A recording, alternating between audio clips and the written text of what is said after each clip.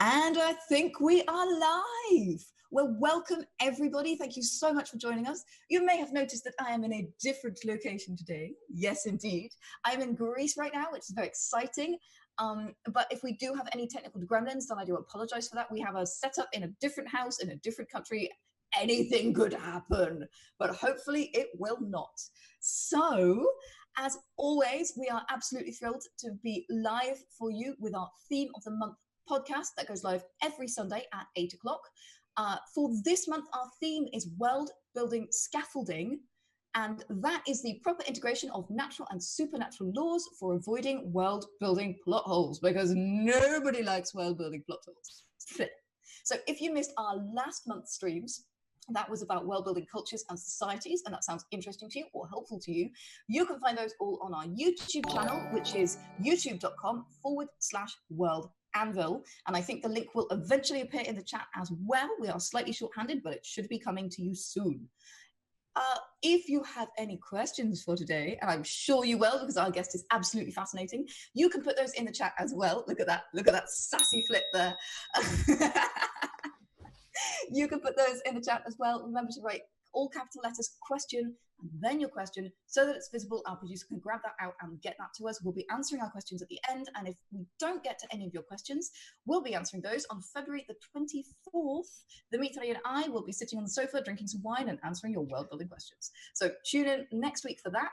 In the meantime, I would like to introduce our very sassy guest. That is Eran Aviram from Up to Wow. Players. Yes, I try. Yeah, sure. So Eran is far too modest to introduce himself, so I will introduce him very quickly, as well as translating and editing every major role-playing book published in Israel since 2002. Eran is a writer and editor whose self-declared main purpose is to turn more people into role-players and give those players the tools that help them enjoy the world of role-playing. He also hosts and produces On the Shoulders of Dwarfs, the English edition of Israel's main RPG podcast, which has been running in Hebrew since 2013. That is an impressive run for a podcast. Yeah, Wow. He was the editor of City Mist, which I have had a quick look at and look amazing, and the developer of Venture Forth, which is a storytelling card game which you play the entire campaign in a couple of hours. So it's a sort of fast play, quick, one-shot boom kind of thing with cards, and you can find that on Drive Through RPG. Again, the links will be coming very shortly into the chat. And finally, he's also the author behind the Articles Series 3 Suggestions, which delivers thought-provoking content and suggestions of variant rules for 5th edition or Dungeon World. That's also available on the DM's Guild, and that's coming. So Eran, you do a lot. I did a lot. Now I do basically two things, yes. Okay. Yes. What are those two things? First, I'm still editing City of Mist because apparently they still have more stuff. Nice. More continuing misting. And the second thing, and why I'm here, is Crystal Heart. Oh yeah, I am very, very much looking forward to this. So Crystal Heart is the initiative of Eran, who is here today, and Aviv, who is in the chat, Aviv Or. And Aviv is the artist and Eran is the writer. I think that's correct. Yes, good, very good, very good. We're all in the right place then, fantastic. So I have to tell you guys, you may recognize them from World Ember because they were one of our sponsors, and we were absolutely thrilled to have them. Two lucky people already have the comics coming to them. I read them on the aeroplane. So I read Crystal Heart Volumes 1 and 2 on the aeroplane. Yeah, there they are. I almost fell out of my seat because I was laughing so much. They are fantastic. I had so much fun. But Eran, can you introduce our audience a little bit more to the concept behind the world? Yes, it is very much fitting for world and everything because there's a lot of world building involved. It's a role-playing game, but we started it with the general premise of an anime. And I figured that most animes are about a strange world with strange magical rules. And once you figure what they are and stay faithful to them and consistent, you will get all sorts of interesting things that will naturally arise from them, because if that's true, what else is true, as they say. And Crystal Heart is about a world where people's hearts are made of stone. And that's the natural thing. Instead of heart pumping blood, you have a stone that causes some sort of circulation in your blood. It serves the same thing, but it's a stone that is created from your memories and thoughts. And then we said, sure, but first, why is this the case? And second, what we can do with this. And we wanted superheroes in a fantasy setting sort of thing. So you will play as agents of an organization called Sin, which allows you to replace that stone with a crystal, which is sort of the same thing, only a lot bigger, and gives you superpowers. And we like it because it allows to say things like the agents of sin are heartless, and it allows you to switch your heart, and we do a lot of heart puns for the whole thing because that's, I don't know why we do that actually. It's, we just like it's the hook. It's the hook. How you get in, you know. Yeah, and from that thing, we had to continue and develop, of course, the whole rationale for everything that's happening, and always going back to the question, why is this fun for the players? So we had to do a lot of decisions and a lot of playtests and a lot of changes to make sure that it is fun for the players. Because now it started as a webcomic, as you said. It was just a comic available for all to read on up24players.com. We've done 3 issues so far, but the comic is not about the world. It's about people playing in the world. It's about role players playing a game. And we show both the players and the game. And readers enjoyed the game. They saw it and thought, this is pretty cool. And we, of course, think it's pretty cool. We also actually played it. It's based on a game that we've actually played like 15 years ago. So we had some basic thoughts about how to do it. And then we kickstarted it several months ago. And now it's a game that actually exists. It grows into, it will exist in a few months. It's developing. So this coming soon. Coming soon, yes, coming soon. So as you say, it's available as a webcomic right now, guys. You can actually go check that out, and I highly recommend it. I cannot recommend it enough. It is fantastic, and it tracks both the game story and the behind the table, so that how the players interact and the meta and how the storyteller describes things. So how do you guys fit into this group? You're not the players, obviously. Are you making up the players? Are the players fictional, or it's based on this game? We had Up to 4 Players was at the beginning a webcomic about mostly board games, and it was mostly one-off jokes every Monday, and then every Monday and Thursday, just a strip of like 3 or 4 panels, something like that, one-off joke about usually a specific board game, because we figured we want to start. I say start, but it's actually like our 3rd webcomic. It's just the first in English. We wanted to start something that's for a wider crowd. And also, when you tell stories about role-playing games, you really should have a dedicated audience, because when someone arrives at month 5 and they don't know it's month 5, for them, it's the first time they see a webcomic.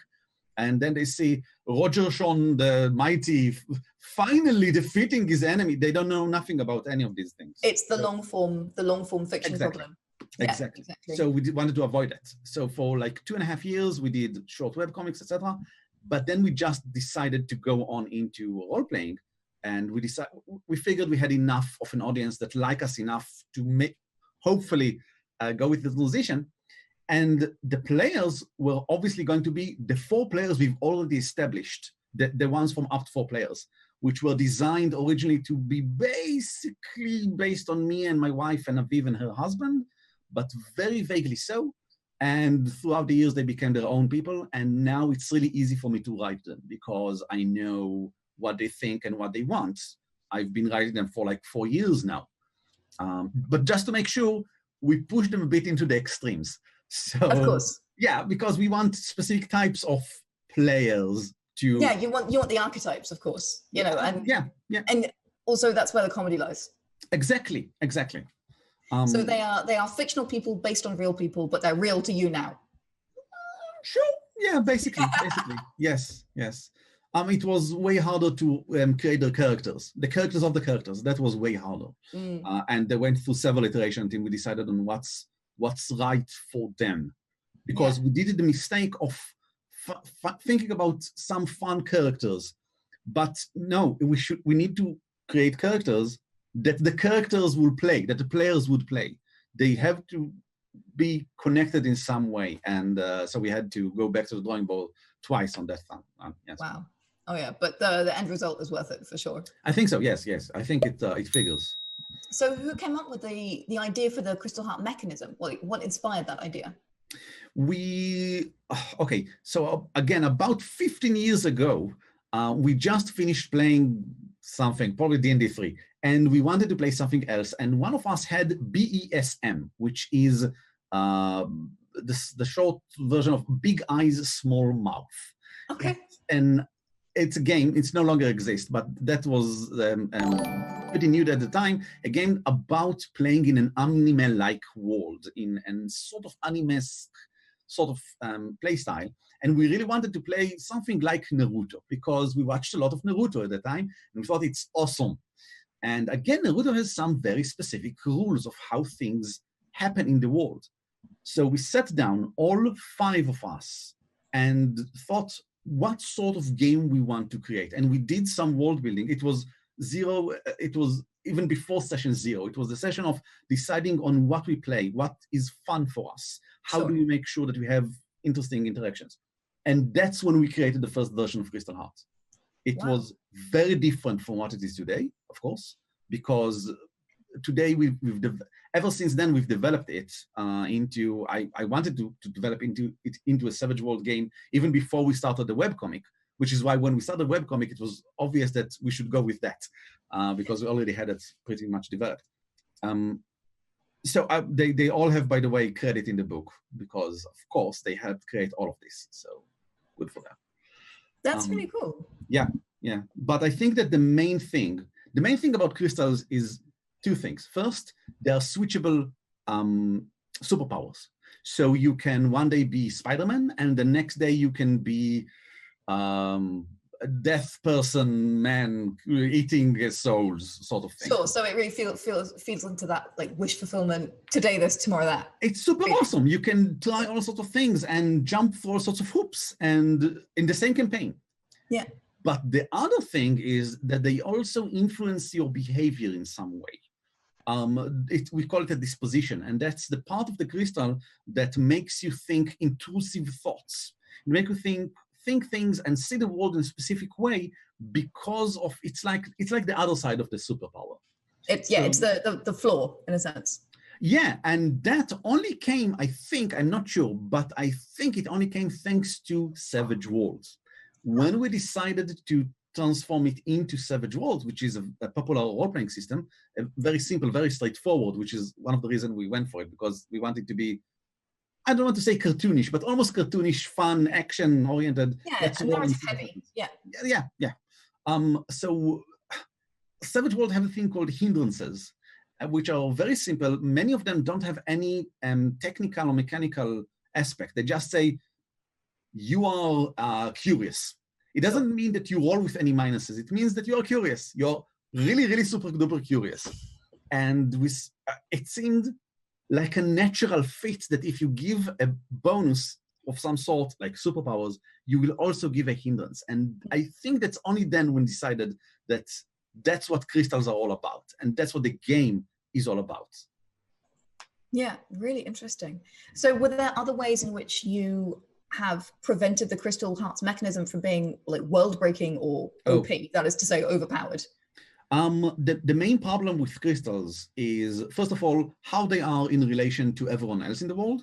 Because if we say only agents, only the players have them, then what does that mean about everyone else in the world? Is everyone else weaker and therefore not an interesting foe? And the second, what happens if one player gets a crystal that's more powerful than someone else? How do you somehow compensate for that? Because do crystals have power levels? Is one crystal stronger than the other? And it took us it took us a lot of time. But the first question was answered pretty easily.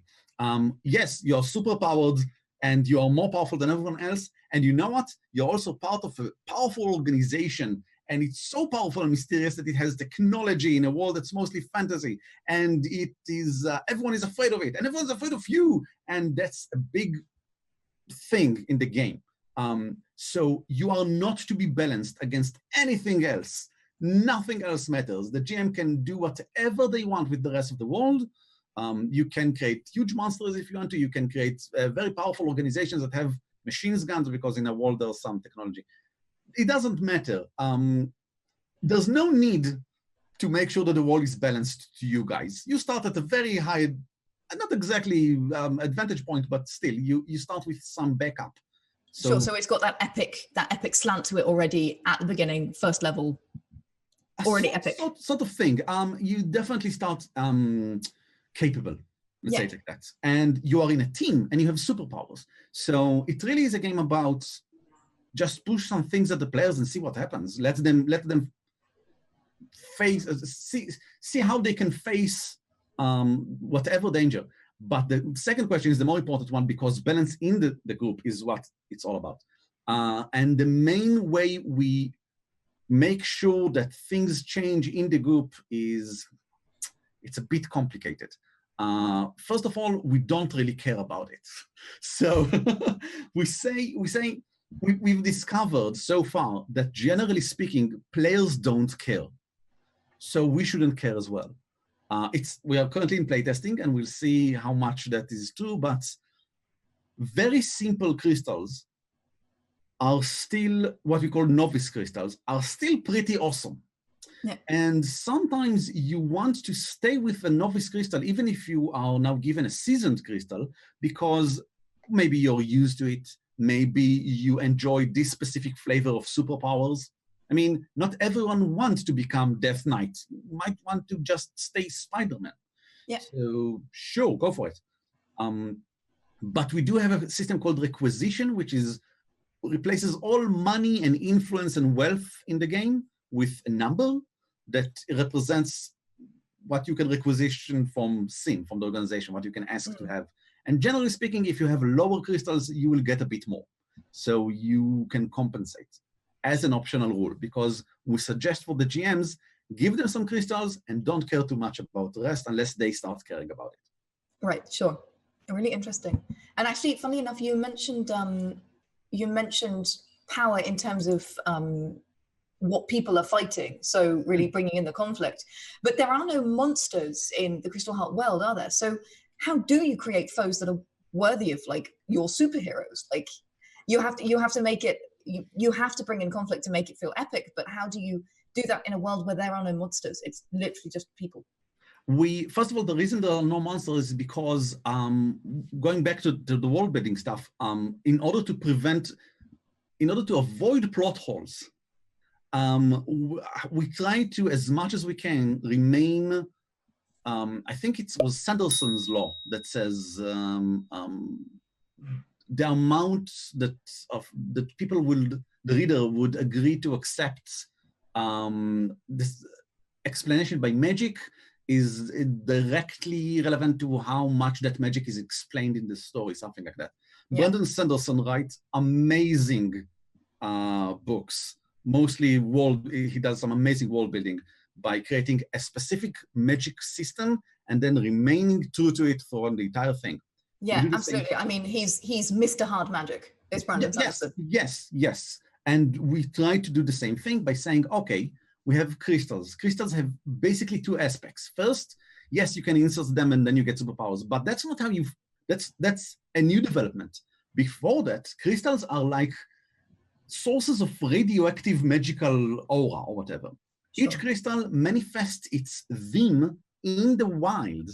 And that manifestation could be whatever is cool for the GM and can help you create some stuff. It only needs to be unique. So there are no other crystals that do the same thing. Every crystal has its own theme. And second, that radiation can create whatever you want in the environment, but it also creates monsters. Specific for this crystal in this location with this theme.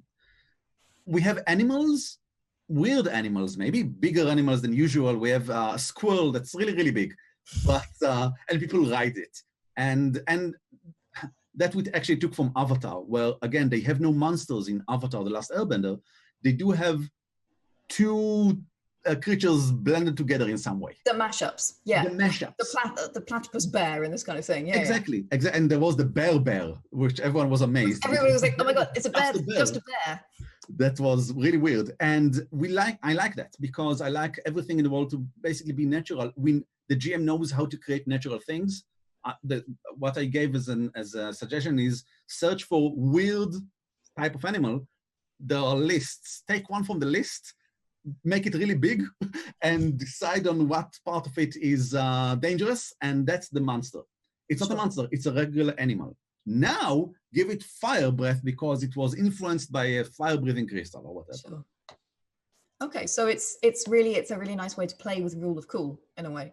Because yes. Every crystal does a thing. You can choose what the crystal does. I guess it's also probably related to the theme of the crystal. Always. Because the crystals are themed as well, aren't they? But you can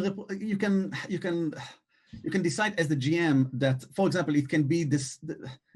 We especially say that crystals are weird and we don't understand them, and that's true. The people in the world don't understand them, but it gives the GM an excuse to say, this is a very weak crystal. Once you slot it, it gives you a very simple power. Maybe even it's so simple that agents don't want to use it. It's below novice. It, I don't know, makes water sweet. It's the lowest of lowest crystals. But when it manifests, maybe because of, I don't know, some sort of magnetic radiation in the area, it manifests as a very powerful effect that makes people zombies and floods or whatever. Because sure, why not? Yeah, okay, so there's because of that in-world lack of knowledge, there's a lot of hand-wavium you can do, essentially. Yes, and that's true, by the way, for all social constructs that we created as well. We have like 5 lands, but we try to avoid telling you any details about them. We give you some general concept that will allow you to create anything specific in that land. And as you said, with an hand-wavium, we just say, here are some reasons why you can basically do whatever you want within these constraints with these specific social constructs. Sure. So what kind of world building what kind of world building problems and plot holes have you found so far in the playtest? Several. For starters, when we just started this, we really want each of the 5 lands to have a theme of itself. Sure. Again, because the themes allow you to just interpret them however you want. And it's also a quick intro. It's easy around the table. It's easy as a one-liner that you give to sell it to the players. Themes are awesome. Themes are great. Everything should just have themes. But that means you should really make sure that the themes are different. So with crystals, it's okay because you can have as many of them as you'd like, and we give some suggestions, etc. But there are only 5 lands, and they are the 5 lands, and we need to decide on the theme for each of them, and they can't overlap. I mean, they maybe can a bit, but they really shouldn't if you want them to be interesting. If I want the players and the GM to tell specific stories in a specific place, I need to make sure that it's different, and they weren't all that different. 2 lands took us a lot of time, and I'm still unsure about them. We'll need to test them. We're testing them now. If the themes are any good. Well, there are some, they're cool, they're fine. But if I'll tell you about Bogovia, the land of swamps and dark forests and wolves and Pyrrhic victories and generally depressing downer endings, you sort of know what sort of stories to create them. I mean, there will be the place where the lovely maiden will die at the end after doing some tragic thing, and it all will be for naught. Sure. I mean, sure, that's what you do in Bogovia. By the way, it's useful when the players know it as well, as you said, because that way they will anticipate this. Sure, and then they get excited about what's coming. Yes. When a theme is also about the skeleton of the story, the box the story is in, and not just what you fill the box with, like this is going to end badly for everyone involved, that you already say what is Act 3. It will end badly. And now I'm looking forward to it, instead of when I'm in another land and something ends badly. What do you mean ends badly? It's a role-playing game. I'm supposed to win. This is how it works. So it's fun. It's great. If it will work, it will be great. Sure. So it's really setting up those expectations for the players. Yes. And that kind of thing. Yes. Thankfully, so far, magic-wise, no big plot holes, because I think we did a lot of design decisions before that to prevent as many of them as we can. Sure. In the comic, interestingly enough, you make a tweak between chapter 1 and chapter 2. So the first comic and the second comic, which is that you introduce the crystal rules and the leveling rules and this kind of thing. Is that a tweak you would always plan to make, or is that a further refining of the system to fix, again, plot holes, world building plot holes, this kind of thing? There's a single page which I think we didn't put in the printed versions, only on the website, where Nadav, when we only show the players and not around the table for the first time, instead they are in a gaming store buying dice. And of course, that's what we do. That's how it goes. And Nadav explains that he wants to change the rules, and the reason is because we decided we need to change the rules. And we needed to think about, okay, so what will happen in the comics? Are we just going to change them and explain in the post below that things are now different? And then we realized, no, we're showing players playing a game. And we told from the get-go that Nadav is the GM, created this as a homebrew. Yeah. Homebrews change. Good homebrews change. You play test them and you change them. We should show this as part of the game. Sure. So essentially, you hung a lantern on the retcon, as it were. Exactly. Yes. Yeah. Yes. That's what you said. Exactly what you said. That's what happened. Yes. Yeah. That's fantastic. That's a really good way to approach it, because a lot of people they like to sneak up on their retcons. They like to pretend it didn't happen. But of course, we're all creators, and we all want to make the thing that we're creating better. And sometimes that means changing stuff. We haven't retconned anything. Except in the printed books. Because we didn't place this page in the printed books, something else changed and we had to retcon it in the printed books. That's the wild die. The dice that Rotem bought in the store were all shiny, cute dice that are brilliant and amazing. And they are the wild die, which is a thing that you roll in Savage Worlds.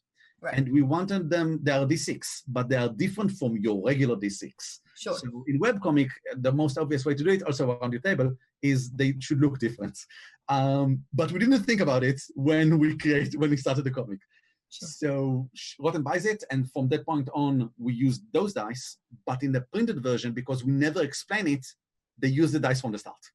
Okay, sure. So that was retconned. Yes. Completely. Yeah, sure. But I mean, if it introduces more clarity, then great, fantastic. Yeah. That's what we think as well. Yeah. I mean, they're tricky things to handle, retcons and sort of fixing things midway and this kind of stuff. But again, like it's great that you did that and you handled it in such a great way. So thank you. The rules change again since then, but Nadav will just have to again tell them that he's gonna roll with the punches, people. Probably, yes. Awesome. All right, guys, we are going to cut for a short break now. That's going to be about 5 minutes. So that's going to give you time to grab a glass of water if you need one. Think of any questions you want to ask. Remember, you can put those in the chat, capital letters, question, and then your question so that we can see it and can get those answered. We'll be answering all our questions at the end of this stream. And I think that's all for now. So join us in 5 minutes while we be talking more about world-building plotholes and more about Crystal Heart. And I'll be asking some more very searching questions because I'm basically fangirling. So what's happening here? All right, guys, we'll see you in 5.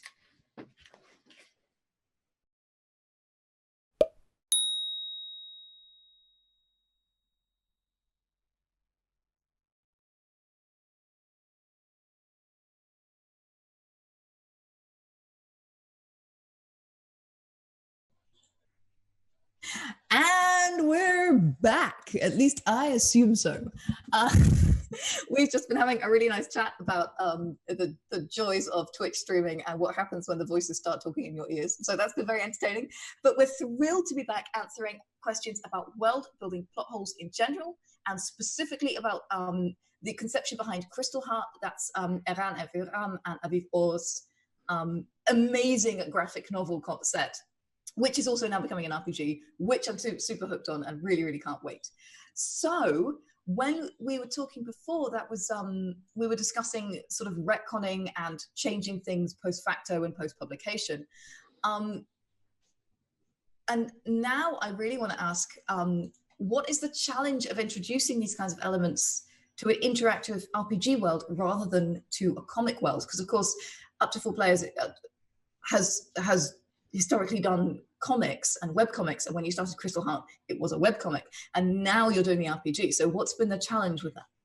So because from the get-go, the comic was about players, it was very important that what they play is a role-playing game that is actually playable. Also because we hope that one day it will actually become a game. So everything is true to form. We had to create a world for a role-playing game, even though we presented it in a webcomic. So we had to sit down and decide on exactly how Crystal works in Savage Worlds, on what does it mean mechanically that you are an agent of sin. Most of the details came later when we had to, during the webcomic, decide on some stuff. But the basics had to be there from the start. And the basics are, generally speaking, what makes this world worthy of my time? Why would I play this world and not something else? How is it not a generic world of generic fantasy, generic superheroes, whatever? Yeah. In what way is this fun? That is not just unique, but also why is it fun? Why do I enjoy it? What types of fun does it tick? What fun boxes does it tick? For which players will enjoy it and why? And finally, how does this conform to a specific role-playing game that already exists? In our case, Savage Worlds, that we decided to go with. So the main, I really think that we hit the jackpot with hindrance attached to a power. So now you can have a crystal. At first, it was every crystal has 3 specific powers, and they allow you can do this and this and this. But things got more generalized as we went on. And now, for example, the theme is way more important than the powers, because you can create new powers on the spot during the game. It costs a penny, which is not cheap, but we really recommend that GMs give a lot of pennies to the players. Let them try. Can you explain what a penny is? So I know because I've read the comics, but can you explain for our audience what a penny is? In Savage, the webcomic explained all of Savage Worlds, because we have to, because that's what we talk about. In Savage Worlds, a penny is the basic resource that players have to influence. It's like a perk token almost. Yeah, it allows you to reroll the dice on any sort of roll. It allows you to soak damage, because there aren't any hit points. There are wounds, and there are very few of those, so you want to soak some damage. It allows you to declare a new thing in the fictional world, like, there's a barrel full of TNT behind them, or stuff like that. And it costs a penny, and you only start with 3 pennies at the beginning of a session, and you gain more, as generally speaking, as you do fun and interesting things. And generally speaking, whenever the GM thinks you should get a penny, you get a penny. Sure. And I always forget to do it. So instead, we have a rule that whenever Aviv says, we haven't got pennies for a long time, everyone get a penny. That's and it works. It works. It's our house rule, and it works very well for us. So I guess it's table by table. I know you said as well it works. Often you'll get a penny if you've played your hindrance well, like if you've role played well. That's one of the suggestions from Savage Worlds, but in Crystal Heart, because you have a lot of hindrances now, it can be taken both ways. You can now have a cool hindrance because of your crystal, and it clashes with your personality, so it will be fun and interesting to see you play it. But you might be a player that just want to roll some dice and have some fun, and you will never play your disposition. I mean, you got a hindrance and you're not going to play it. Sure. That's fine. That happens. That's we actually have crystals designed for people that don't really care about this. Like, just let me be powerful and strong. What's your hindrance? Right. You're also mean, and okay, I already am mean, so everything is fine. So we want you to get a lot of pennies, either from hindrances or whatever, because then you can spend them on superpowers based on your theme, which is basically whatever you and the GM decide together that works. As a new interpretation on your theme is you can just activate it as a one-use power. It costs a penny. Right. You might fail. You still roll for it. You might fail, but you still got a chance to do something cool and nice and interesting. So that's I don't remember how we got to this point, but that's important. Yes.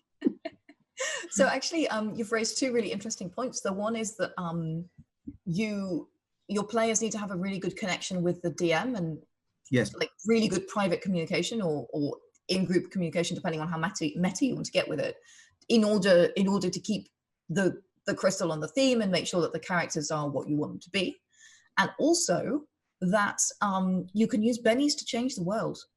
You can use them to spring things into existence. That's actually new. That's in the new rules. Savage World just got a new edition a few months back. I think it's only available like from 2 weeks ago in PDF. It's even not in printed yet. And in the new edition, they added this. Before, bennies were just used to reroll, but now bennies allow you to declare new things. Again, of course, with the GM approval and stuff like that. But I really like it because it really helps us in Crystal Heart. It is, just like you said, it's a step forward in communication around the table. It says to the readers of the book, you guys should discuss this and come to an agreement and be open and, take it easy. It's a game. And it's not all of the powers in the GM's hand, and not the players are not just have to follow the rules. Here's a rule that says, decide on something. That's the rule. Sure. And that's great for us because we want to focus on themes, which basically mean how do we interpret this right now? Next time it will be interpreted in some other way. Sure. Yeah, and actually that kind of an emphasis on that collaborative aspect. Funnily enough, it makes world building plot holes less important. Yes. Because what you're doing is you're enticing your players into the sphere of disbelief. So you're bringing them into this sphere where you're creating a world together. So any holes in it, they're more likely to turn a blind eye to it. And after all, the creation is for you and the players. It's not for anyone else. So completely true. So then plot holes become less important. I tend to, if something becomes important, usually I don't care a lot about details. Yeah. If a detail becomes important and I don't know what it is, a lot of the time I'll do what Dungeon World taught me to do and turn to the players and ask them what it is. Okay, so there's a smith here. Can I buy swords at the smith? Sure. Can I buy magical swords? Oh, wow, this is the question. I don't know, can you buy magical swords at the smith? And then say, yes, I can. And then I ask another player, why does this smith sell magical swords? How come that happened? And then we'll decide on something. And when I, as the GM, allow the players to add, and I did air quotes because it is combined storytelling, but I do some sort of allow it because I think the GM is basically the keeper of canon. Absolutely. That's the whole point. But he doesn't have to be the person that also creates the canon. He just keeps it. Right. Make sure that it stays the same. So yeah, that's it. Really cool. Really cool. So in terms of homebrewing, what kind of rules are you looking at for crystals to make sure that they don't, for example, blow up the entire world? Good question. Most of the rules that we created, in Savage World, it's really common. It's called setting rules, appropriately, and it's just the specific unique rules that are appropriate for this specific setting. Like, for example, in a setting that's about being like Buffy the Vampire Slayer, there will be specific rules for ritual magic, because there are not just, you don't cast fireball in Buffy, you cast ritual magic and stuff like that. In our world, there are very few new settings, and none of them has to do with crystals, now that I think about it. They are not about crystals, because crystals are set in a different part of the book where we just discuss crystals, and there are rules for crystals, and that's the magic system. Yeah. And it's very structured. So you can't go too far. A crystal has the theme, and you can spend the Benny to activate power, sure, but that's not going to happen a lot. It's going to be fun when it happens, but most of the time, you'll activate the powers that we listed for each crystal. And these powers always come with some sort of mini hindrance. Like, for example, if you shoot laser beams, then you shoot laser beams, but you will probably only shoot laser beams that are very, very hot. So you can't melt, I don't know, locks. You can burn the door. You can't melt just the lock. Or maybe you are able to influence, you receive thoughts as if you are an antenna, but it's hard for you to discern specific thoughts because you just receive all thoughts. So you have to really focus on someone. And it's very obvious when you focus on someone to try and understand them, and you can't just hand wave it. No, you have to stare them in the eyes for like 2 minutes to read their thoughts, something like that. And also, like, if there's a crystal that turns you into more werewolf-like, then yes, your strength goes up and your fighting goes up, but you also become werewolf-like. So you also growl, and it's hard for you to express yourself. So make sure that whatever it is you do, it's never straightforward. You don't just get something. It always costs something. It's always specific. It's always restricted. And I think that by doing this, we also hint to the GM and players, you should never get something for free. Any other power that you use in any other things you invent in this game. This usually works so far. Yeah, in general, that is a really, really good piece of advice for preventing anything from becoming OP. Oh, yes. If it's really powerful, you have to have hindrances. You have to, is it expensive? Is it hard to get? Does it make you grow scales and only be able to live underwater? Like there has to be something to balance it out. Not only because it makes people think twice about using it, and because it makes it less overpowered, but also because it adds conflict, and that eventually is the source of good storytelling. Exactly. That forces the players to get into conflict. They force them to get into a situation where they have to do something that they don't want, or do something that they do want, but they have to pay for it in a way that they are unused to. Like some of the costs are social costs. It's not like you get hurt more. No, you will be perceived by others as monstrous or maybe dumb or something like that because you activated the power in some way. Right. That's awesome. Yeah, really interesting. Okay, we are starting to get to question time, but before we get there, I would like to ask you if you have any general advice for world builders in dealing with world building plot holes, and so how to spot them, how to check them, and eventually how to solve them. As I said before, I think prevention is the best cure, avoiding the problem as you can from the start. Have as few meta sources as possible. That is, actually have a single meta source if possible. That is, all supernatural things in the world should come from the same source. The same thing created them. In our case, crystals. There's no magic in the world. There's weird science, but that's just pulp science. Guns that shoot electricity is just a normal thing in savage worlds, generally speaking. Sure, it's science fantasy, that's fine, but there's only one. So that's actually a really, really interesting piece of advice. Like one weird thing, choose one. Now, crystals explain a lot of things. They explain monsters, they explain strange weather phenomena, and they give you superpowers, and they give you many different superpowers. And they are the reason that scene exists, why the organization exists, and they are the thing that we are trying to get. There's no money, there's no treasure. The only thing we try to get, generally speaking, is crystals. We will face many different things, but many of the things we'll face will be in some way influenced by crystals, even if it's socially influenced. Again, these guys have a crystal. They don't want to give it to us. We have to go through these guys to get it. Maybe we have to convince them, maybe whatever. Yeah. Thanks to keeping everything about crystals, and because I know very well how crystals work, in the meta sense, I know what is the rationale for crystals in the world. We don't actually tell a lot of it in the book because it's a secret for what's coming in the webcomic. Sure. Yeah. But we do give several suggestions for what are crystals actually. Choose one, stick to it. We give several suggestions to what scene actually wants, what the organization is going for. Choose one, stick to it. Sure. That's basically it. Sure, so keep it simple, essentially. Keep it simple. Ask if this is true, what else is true. Syllogisms, yeah. Yes, and go with that and build on this, because it will become a tree that will develop into all parts of the game. Plots, even will eventually arise out of it. Like, for example, what happens when a crystal inside of you becomes feral and loses, I mean, crystal in the wild, we call them feral, and they have manifestations. Can that happen to a crystal inside of you? Maybe. Maybe feel sick. I don't know. A plot point. Something can happen now. There's a new, just go with it and see what happens. And that was one of the things I admired so much about Crystal Heart. That's one of the reasons I wanted to get you on to talk to you about it, is that you chose a very simple hook. I mean, not simplistic, but straightforward. So yes. Your heart is made of stone, except you can take it out and make it of crystal.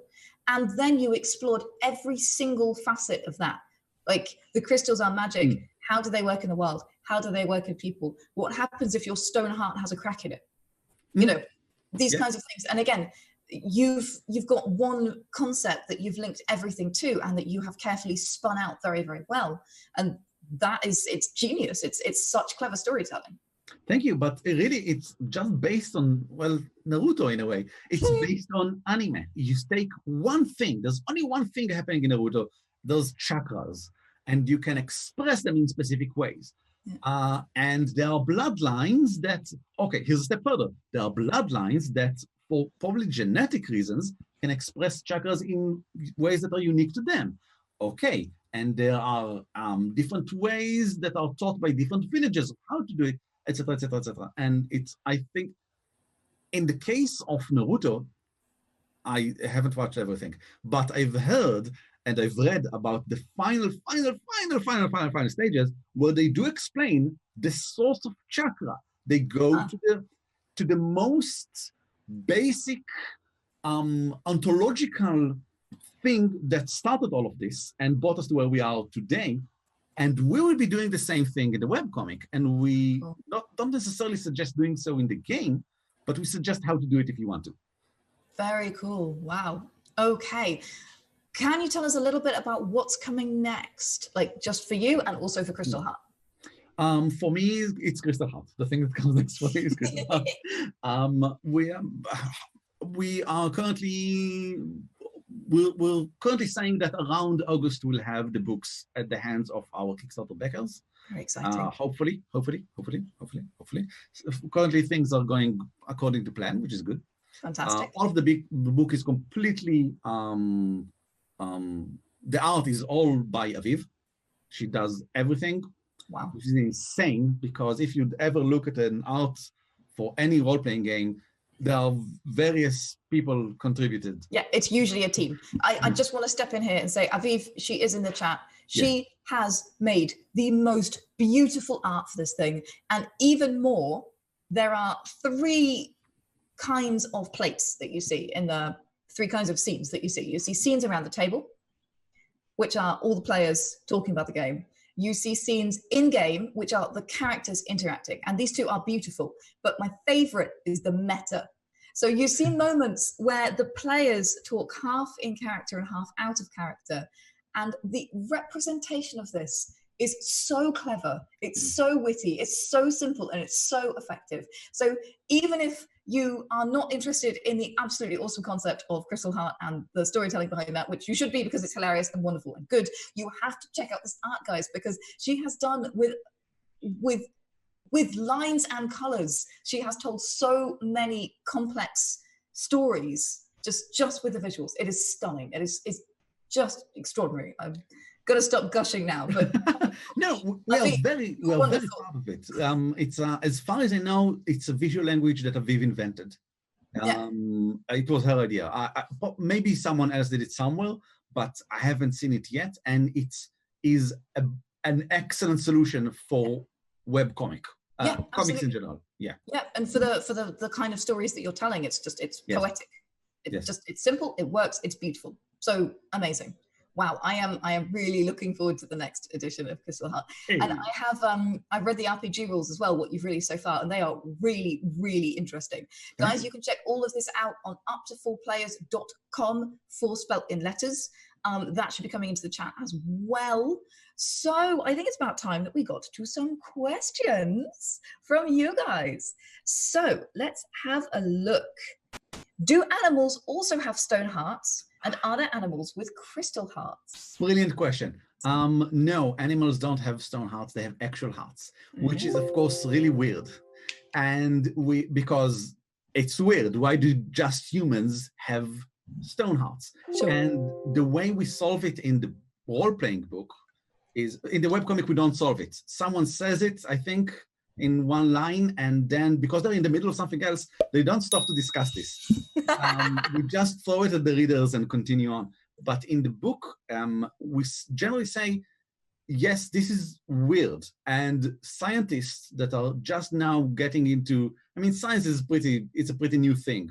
The world is on the verge of becoming more scientific, industrial evolution, but really like several steps before that. Scientists are now starting to realize this is strange, and they are still unsure why this is the case. And that's how we live it. So there is an explanation for it. Probably all explanations that we'll give, all suggestions we give in the book will explain it as well. But there's also the canonical one, and we can get into it because that's in the webcomic. Spoilers! Spoilers everywhere! It will probably take like a year until we get there, or maybe less. We will know, but we are not allowed to know yet. Yes, exactly. There's a reason for it. As long as you acknowledge that it's weird, that's fine. Because that means you didn't just ignore it. Yeah. You don't, right. Right. Mother, they don't have they should have decide on something, explain if it's true or not. And people in the world don't necessarily know everything about the world. It's just the facts. Yeah, that's a really good piece of advice. How do you find crystals? And if you find them in the lands, do they affect the lands they are found, where they are found? I think we covered this one already, didn't we? Yeah, you find them all over the place. Generally speaking, in two main places. They will either be in the wild, and then they're an excuse for a dungeon or any sort of wild adventure with whatever you want, flying mountains, well, they have flying mountains, burning tigers, whatever. Or you can find them in some place where they are part of society, because they've been around for so long that if there's a village around, they might be dependent on the crystal in some way. Mm-hmm. And we have a lovely adventure with a map that Aviv drew, of course, available on our Kickstarter page for download. We have several adventures, but one of them shows how a society have been living for quite some time with a crystal around, and they aren't even aware of it. But it's an integral part of their village and their society, and which we built on, of course, the same thing. If this is true, what else is true? And they exist in this specific way because of a crystal around them. Yeah, and again, that if this is true, what else is true? Or if this is true, what could be? Is a great way to approach this world building problem. Is, simple concept. What web does it spin, essentially? I really have to give credit to Uri Lifshitz, my partner in my podcast on the Shadow of the Dwarves, who brought this to my attention, this sentence from the world of improv. He's a professional improviser, and he blends improvisation and role-playing games into such brilliant, yummy cakes of knowledge. That's really, really good. Very cool, very cool. You mentioned creating for purpose. How did you create those important meta information, and are they part of the book you're creating right now? What do you mean meta information? So I think the idea is, how did you create the first, in fact, I think it's what we were just talking about. How did you create the first core concept and spin it out? And how is that relevant to creating for purpose? We started with the question, what is fun for the players? And we decided we want something where we'll have a reason not to go after treasure, because we were just off D&D, and we wanted, as players, we were used for a specific mindset, and we asked ourselves, how can we make sure that we will not have any good reason to go after treasure? We want to go after something else. And we want to go into dungeons. We still want to go into dungeons and go through all sorts of traps and adventures and stuff like that. That's where the crystals came from. Because they are something that you want, and they are ancient, so you can only find them in ancient places. And by deciding on, first of all, why we need, first of all, what sort of game experience we want, then we decided on facts about the world. Sure. Also, being a part of an organization means that you can't just run into a city, destroy everything, and run to the next city, because there's someone that you are beholden to. There's someone that you will need to be debriefed by someone and explain yourself. Now, Sin acknowledges that they are more important than anyone else in the world, so agents can go around and steal things if they really want to, but there is reputation to be maintained. So there is a limit and that they will not allow. And also just by the fact that you come along and say, I'm from Sin, it gives you as a player a mindset very different from I'm an adventurer, I'm just here to whatever. This really became the basis for everything else, and every decision we made after that came from this, I think. Sure. Yeah. So this big organization and the ramifications of that then on how the players work, I guess. Yes. Because basically speaking, I think every decision, both for the rules, of course, but also for the setting, should be asked, should be decided upon on the question of how will this affect player behavior? Yeah, absolutely. And I think, funnily enough, we were talking about this with Trent Hergenrader last week, is the user experience of your world. Yes. So unless you're doing pure world building, how do you want people to interact with your world? How do you want people to feel about your world? If it's a role-playing game, what pressures is the world going to exert on those player characters? And eventually, why is it fun? Yeah. Yeah, absolutely. And I think you really hit the nail on the head with that one. It's I mean, Tolkien and his languages is absolutely fine, and his big spin and everything else. But eventually, you need to find the fun. You need to find what draws people in and what makes it interesting. Yes. And really seize on that. I have one more question. Do you have advice to give this kind of power quirk also to the villain or nemesis? So this is, I think, the hindrance. Do you give a hindrance also to the antagonist of your stories? And if so, do you have any advice about how you could do that? Well, in Crystal Heart, generally speaking, there are enemies that, or foes that use crystals as well. Some of them are rogue agents. And so they will, of course, have hindrances because of that. But even if not, and even if they don't have a crystal, and even if in other worlds, yes, and enemies should, the big bad guy or girl, or non-binary, I don't care. The big bad human. It doesn't even have to be human. The big bad person should be a person. So they should have feelings and thoughts, of course, but the best way I think to do it is to give them some inner conflict. Maybe they don't really want to do what they're doing. Maybe they're doing it because of some reason that isn't very good and they are aware of it. Maybe they have a soft spot for something, because everyone has soft spot for something. So I would suggest thinking of them as a player character that has way more power or way more responsibility, or started way before our player characters started the story and got into somewhere way further. But they have the same basic things that the player character should have. So in Fate, for example, which is a brilliant game system, they should have a high concept and a trouble, which is the first two things that every character has, because you want a high concept, a single line that describes who you are, and a trouble, something that you try to avoid or run away from or defines your inner conflict or whatever. Yeah.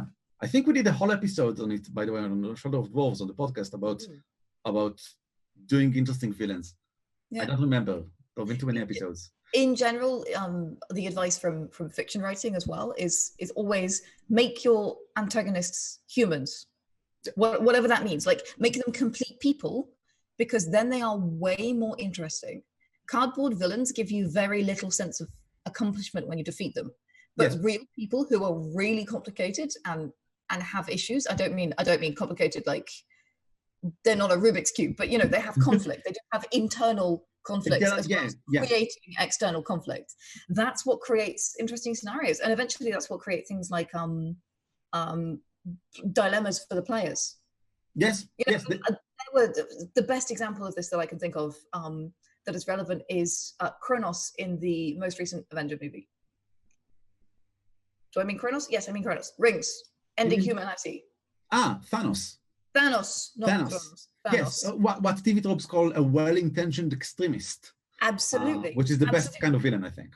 Yeah, totally. But if you look at that movie critically, there is an argument to say that actually the movie is structured as the hero's journey for Thanos. Yes, I completely. I think it is Thanos' movie. It's Absolutely. about him, Yeah. and it shows his arc, and Yeah, that's and it has good. all the steps of how he goes through, and that's why he's so compelling, and that's why the movie was so divisive. That's why the movie was so interesting to watch, because you see all our favorite characters trying to stop the bad guy, which is compelling. But actually, the most compelling thing is watching the internal processes of the bad guy and watching his struggles, because he believes what he's doing is right. That makes her care about everything. He's this person that we've seen for basically the first time in action in this movie. We should really care about them. So the movie's about them. That's and they're not only competent, which makes a character likable, they are sympathetic. We feel sympathy for them. And they have layers. They are interesting. I would like to know more about maybe why this decision. It looks uncharacteristic. Something is going on in here, and that's interesting. Yeah, absolutely. Well, Eran, I think I could probably talk to you all day, but we should wrap up. This has been so interesting, and thank you so much for joining us. Thank you so much, Eran, in the call. And I know that Aviv has been in the chat as well. So Aviv, thank you so much for being with us today. Guys, you should absolutely go and check out up-to-4players.com. That is where you can find all the Crystal Heart books, graphic novels for free. For free. They are all there. You can just go read them now. I cannot recommend them enough. They are spectacular. You can also pre-order for the upcoming book on the crystalheartbackerkit.com hosted pre-orders, and I think that's being dropped in the chat as well. So if you read through the comics in a flash, which I did, and you want more, absolutely go and check that out. I would like to thank all of you guys for joining us. Thank you so much for being here today. Otherwise, it would just be me and Eran talking to each other in a room. So you are fantastic. Thank you so much for all of your questions. If you're watching on YouTube, which I know some of you will be in the future, don't forget to like and subscribe for more world building interviews and content. We do this for you guys, so show your support, let us know what you like, and help us keep going with this project.